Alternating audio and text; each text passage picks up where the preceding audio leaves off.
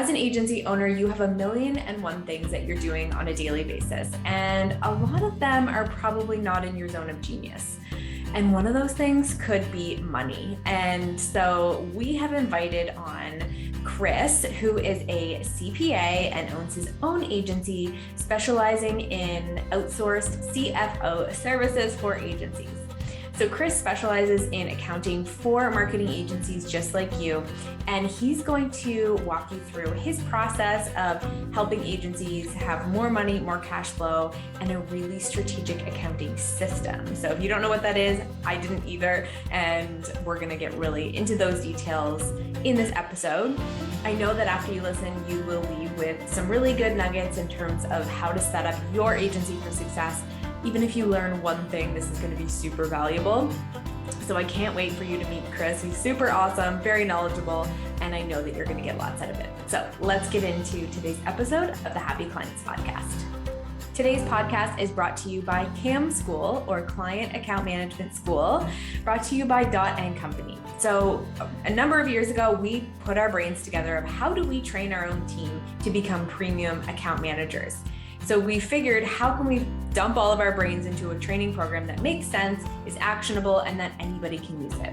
So now you and your agency can actually download CAM School, get all of our learnings, tools, tips, and tricks to become premium client-facing account managers for marketing agencies. And we know that this works. Our models work.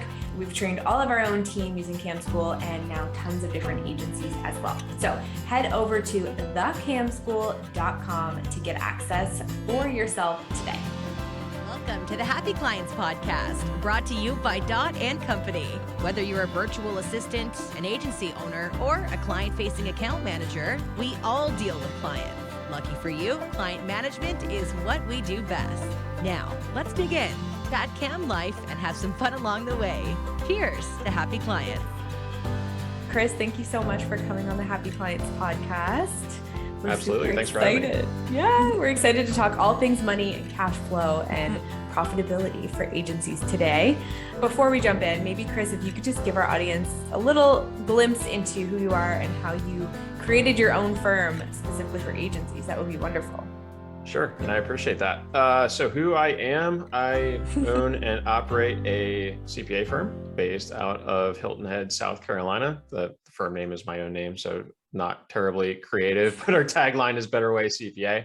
And at this point, we are a firm of 6 people, and we are scattered actually internationally. So we've got one person in Georgia, we've got one in Nebraska, one in Texas, one in Colorado, and then we've got one in the Philippines as well. So we are literally all over the place, as are our clients. Our clients go from, I think, as far north as New York, all the way out to California, down to Florida, and triangulates literally everywhere in between. So all over the place. Started the firm as a side hustle, which I'm assuming that a lot of your listenership can relate to. So I started the firm as a side hustle in 2011, been a full-time endeavor since 2018, coming up on 4 years now. And I've been working with agencies since 2015 and really got into the niche, and it was in 2018 when my second client was an agency, my third client was an agency. And then before you know, it's just like, well, this is just where I'm going to live now. So yeah, it's been really cool. I love working with agencies. The folks are generally just a lot of fun to work with, and we can really provide a lot of value because it's like, the creative space is not generally related to the finance space. So we kind of fill that gap. Yeah, I really love that, Chris, because I feel like this is such a need. We're, talking to a ton of agencies every day. And, sometimes this part of the business isn't always the sort of stroke of genius that they want it to be, but so necessary. So when you're talking to businesses and kind of getting those clients on board, what are you looking for in a client? What is the checklist when they should hire a CFO? Oh boy, there is a checklist. I won't bore you and go through the whole thing. Are they pleasant to work with? That's the place to start. Do they need help? Do they want help? So a lot of people, will come to us and say, yeah, we need help, but we don't want to meet with you, and we want to kind of just put you in a corner. If we can't help them, it's not a good fit, right? So there's that portion of it too. Do they have an open mind? So can we have that two-way dialogue? That is our expertise, is all things financial. So when we provide information, can that be received and acted upon? And then the tech stack is very important.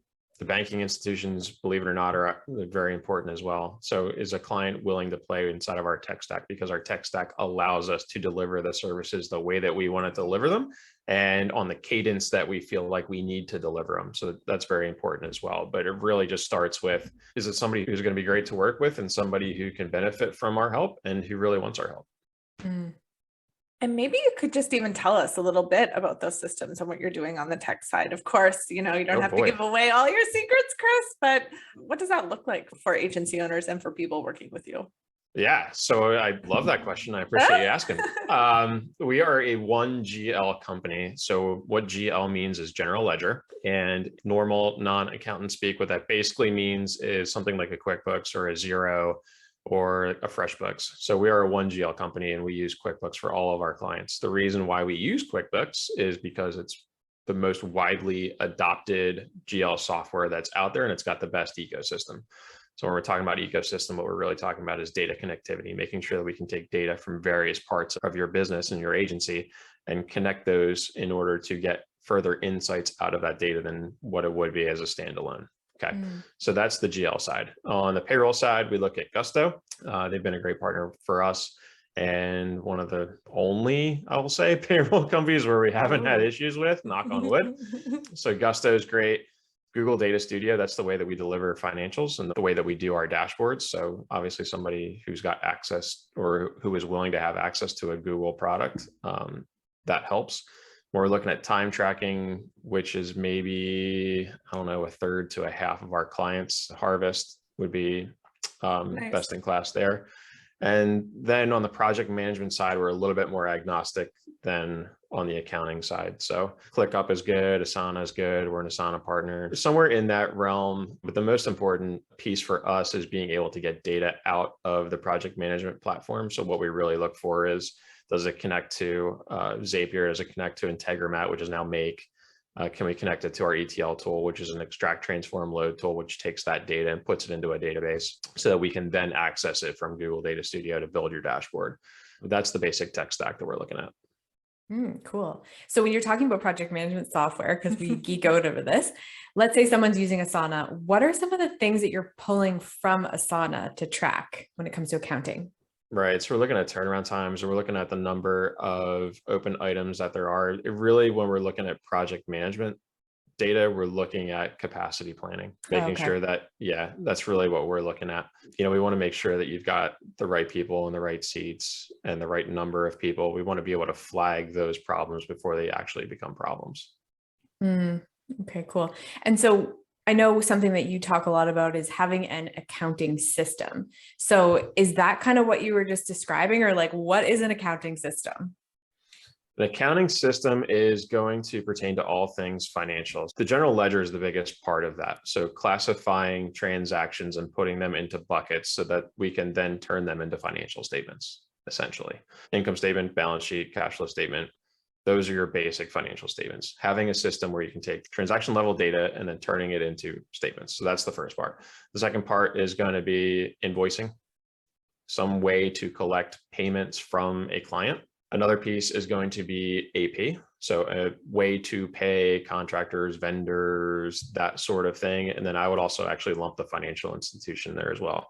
The trend that we're seeing in the industry is moving away from a more traditional brick and mortar type of financial institution. When I say financial institution, I mean like your bank, into a more tech-focused, technology-led type of institution, which generally sit on top of banks, but will allow for data connectivity, will allow for bill pay, will allow for ways to have approval flows inside of your bill pay, will allow us to pull statements and get to the data that we need in a meaningful way. So that's really the entire ecosystem that we're looking at.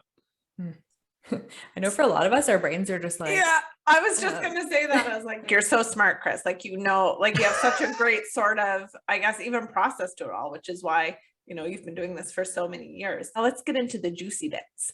Of course, people are coming to you with, out of control finances, or they're a one-person show and they can't handle it all. So what are some of the mistakes or the problems that people are coming to you with for like medium-sized agencies And how do you help them kind of turn that around and make sure that they're in the green moving forward? How long's the show? Maybe a couple different problems that people might be Okay. experiencing. So we're working with small to mid-sized agencies. A great example of a problem that a smaller agency came to us was, hey, look, we're having cash flow problems. We've been trying to kick over every rock, concerned about making payroll. What do we do? And in that case, it's like, all right, cool. Well, not cool, but let's see what we can do. This. We'll do something.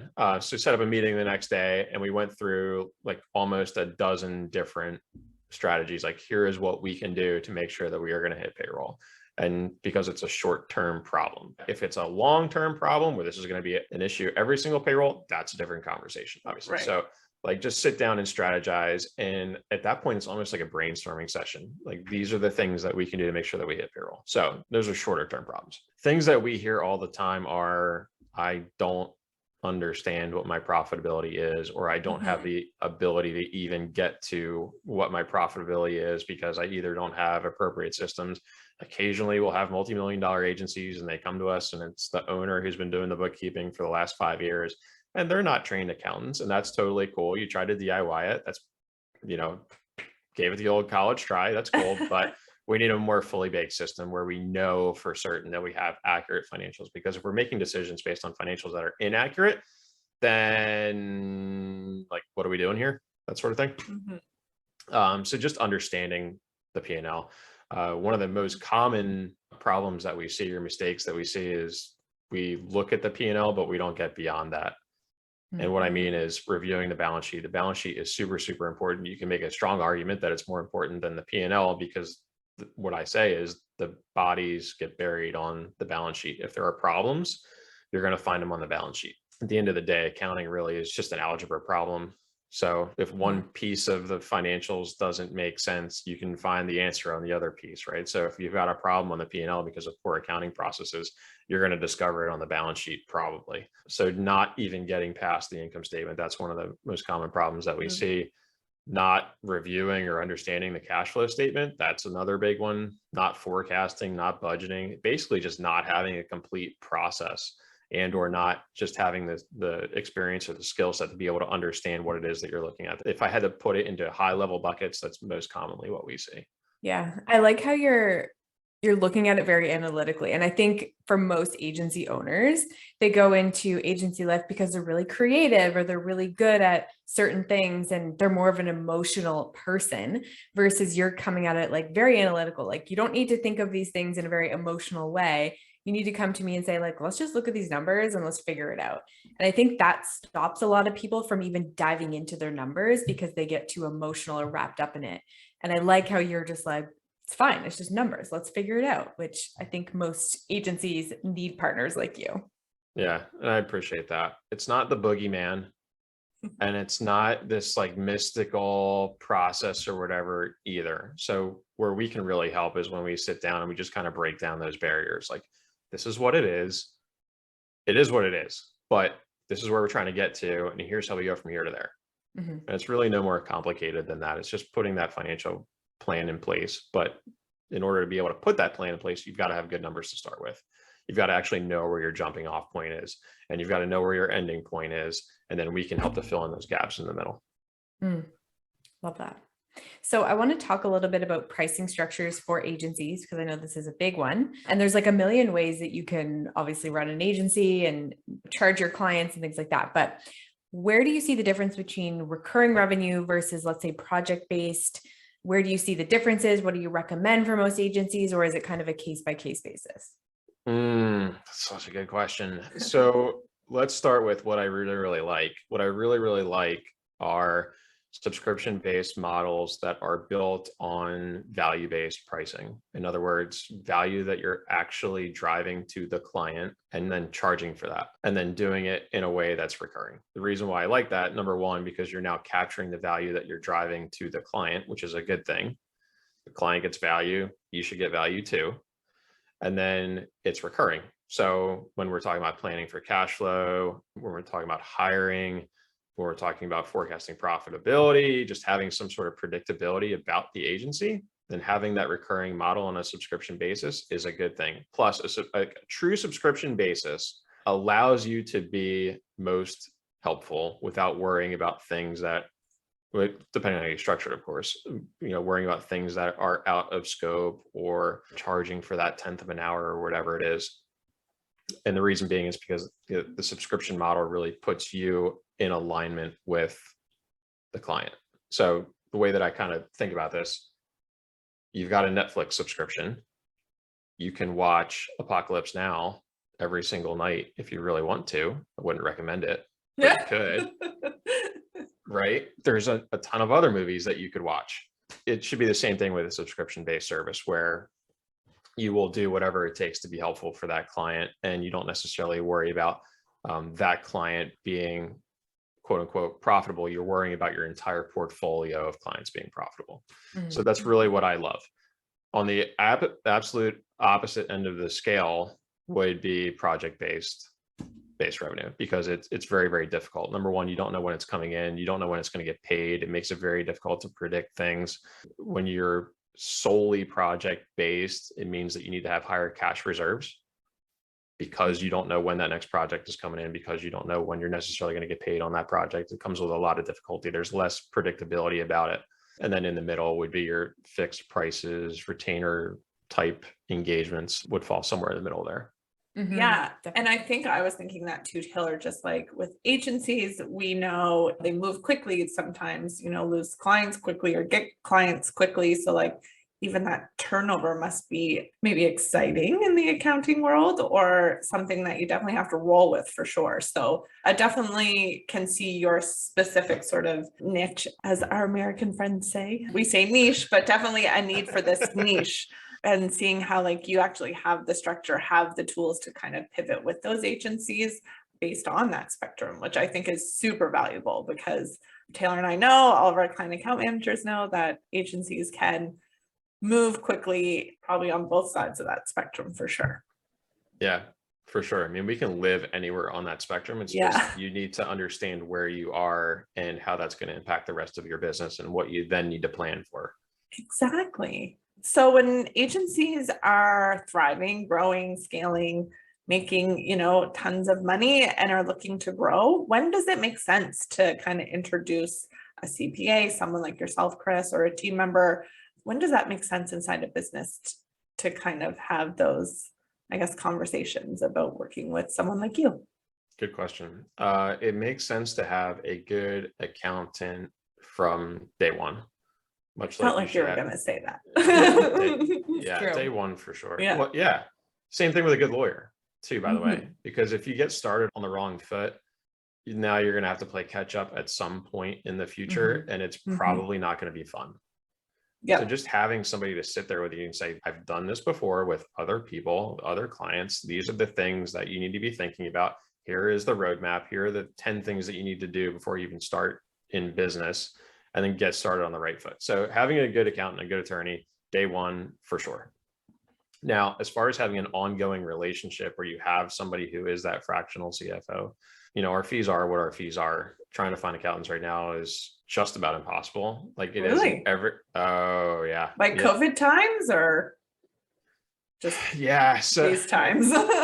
So the pipeline for the accounting profession has been in decline for quite some time.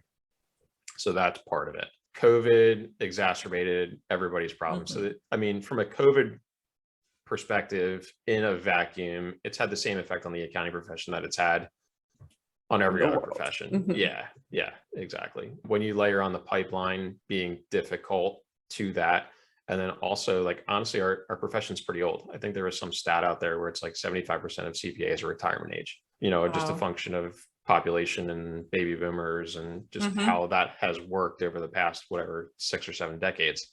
It's just very, very difficult when you layer on things like the IRS being a dumpster in America. That's our taxing authority from a federal perspective. When you layer on that being a dumpster fire, and the various state agencies being in some state of disarray, across the board. And it's just really, really hard. We've got a lot of people who are just leaving the profession.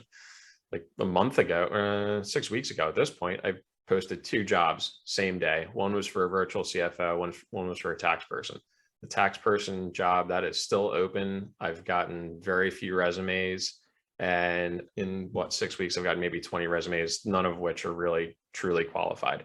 On the CFO side, I've gotten like 120 resumes. I've already hired for that position. That person's already in that job. And half the resumes I got were tax people. So there's a shift that's, I think, and this is anecdotal, but there's a shift that's happening within the profession, number one, but then number two, just the facts, circumstances, demographics, and all of that have been troubling for a while. So that, all of that to say, finding accountants at this point is hard. Fees are what fees are. So it's, when we're recommending some sort of a service that's ongoing, where we're meeting on a regular cadence, when we're doing the accounting on a regular cadence, we're packaging and the advisory type services, where we want to be is no more than somewhere between 2 and 5% of revenue. So what that generally translates into for us is an agency that's north of 500,000 US in revenue per year. And our client size generally ranges from 500,000 to 5 million. So we're generally somewhere between like 5 and 15 people, plus or minus, is our typical agency size. So at that point, I think it makes sense, because we can, even at that point, we can do it cheaper than it would be to bring somebody on internal, because like I said, accountants are expensive and they are hard to find. When you're at the point where you're 8 figures and above, you probably need some sort of an in-house team, because just the volume of the questions and what your really specific needs are going to be, you're just going to need somebody who's, not have a better term, down the hall, right? Who you can just kind of bug like all day, every day, and that's all that they do. So at that point, it probably makes sense. But I'd be curious, like, what is it for y'all? Is it roughly the same thing, or like, how do you guys think about that from an outsourced account management perspective? Yeah, it's very similar. Like, almost from the beginning, you need an account manager, not when you don't have any clients, because we need people to manage. But, after you have your first few clients and you are on a growth, like you have goals to grow, then that makes sense, because if the agency owner is strictly doing the account management, they get in their own way and it stunts their growth. So similarly, right? Like, as soon as you can, you need a client services team so that you can grow. Yeah. And build like trust in those relationships too, right? So it's just sometimes gets too overwhelming for agency owners. I think Taylor made a great point. It can be super personal sometimes. So having that sort of person that nurtures your clientele. So when it's good, it's good. When it's bad, it's still good. And you have those people kind of just, I guess, taking you along for the ride. But agency owners can often get overwhelmed. Definitely similar. And having that person dedicated from, I guess, the jump, as they say, is always recommended. Yeah, I could see that. Like if you're not good at those particular things, it doesn't matter even what business you're in, but if you're not good at that particular role, you should be outsourcing it somehow, whether it's external or internal, hiring somebody else who can do it better than you can. And certainly finance falls in that realm quite a bit. I think that's the huge value thing here. Is like, you might think you got it under control, but then it might come back later and you probably don't want that. So yep, I can see how that happens, Chris. Amazing. Well, thank you so much, Chris. This was really insightful. So where can people learn more about you, your company, your services, and maybe get themselves a virtual CFO? Yeah, absolutely. The best way is on our website, betterwaycpa.com. Amazing. Okay. We will link everything in the show notes, but thank you so much, Chris, for hopping on and giving us all your tips and tricks. Absolutely. Thanks for having me. Cheers to happy clients.